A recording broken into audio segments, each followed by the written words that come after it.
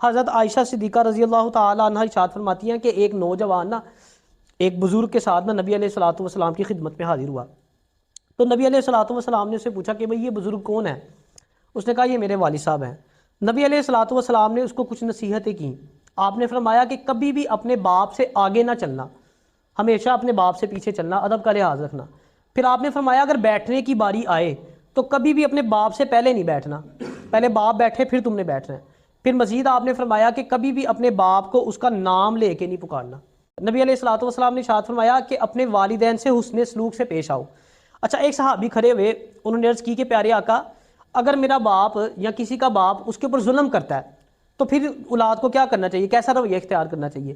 تو نبی علیہ الصلوۃ والسلام نے ارشاد فرمایا کہ اگر تیرا باپ تیرے اوپر ظلم کرے ظلم کرے ظلم کرے پھر بھی وہ تیرا باپ ہے، تجھے پھر بھی حق نہیں پہنچتا کہ تو اس سے بدتمیزی کرے. یعنی جتنا مرضی، 3 دفعہ کہنے کا مقصد ہے سٹریس دے رہے ہیں اس کے اوپر کہ ظلم کر رہا ہے، پھر ظلم کر رہا ہے، پھر ظلم کر رہا ہے، پھر بھی تجھے حق نہیں پہنچتا کہ تو اس سے گالی گلوچ کرے، اس کا گریبان پکڑے. تو نے پھر بھی حسن سلوک سے ہی پیش آنا ہے. اف کرنے سے بھی منع فرمایا گیا. ماں باپ کو آپ اف بھی نہیں کہتے. اف سمجھتے ہو کیا ہوتا ہے؟ عربک میں نا کسی کی سرزنش کرنی ہو نا تو اس کے لیے جو سب سے ہلکا ورڈ یوز کیا جاتا ہے نا، یعنی سب سے چھوٹا لفظ، وہ اف ہے.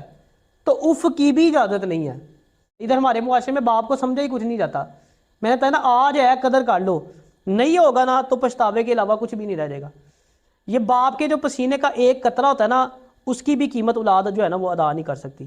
اتنا باپ جو ہے نا وہ اسلام میں اس کی اہمیت ہے اتنی زیادہ.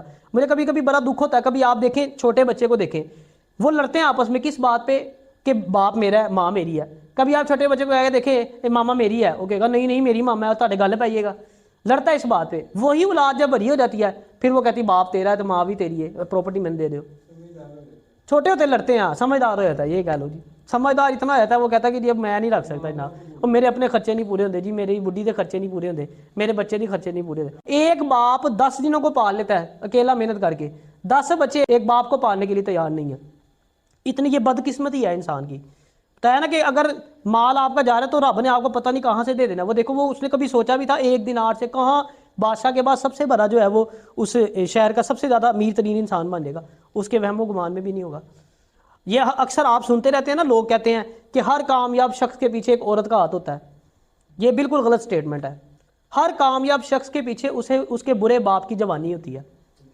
اس نے جو ساری محنت کر کے تو آپ کو یہاں تک پہنچایا ہوتا ہے. ہم اس کو کسی کھاتے میں نہیں لاتے. اسی کہنے ہیں ہر کامیاب مرد کے پیچھے ایک عورت کا ہاتھ ہے. تو پیو کتنے گیا جن نے تن پال پوس کے وڈا کیتا ہے، اتوں تک پہنچایا ہے. کہتے ہیں نا کہ ماں باپ کے غلام بن جاؤ، ماں باپ کے نوکر بن جاؤ، اللہ تعالیٰ تمہیں بادشاہ بنا دے گا.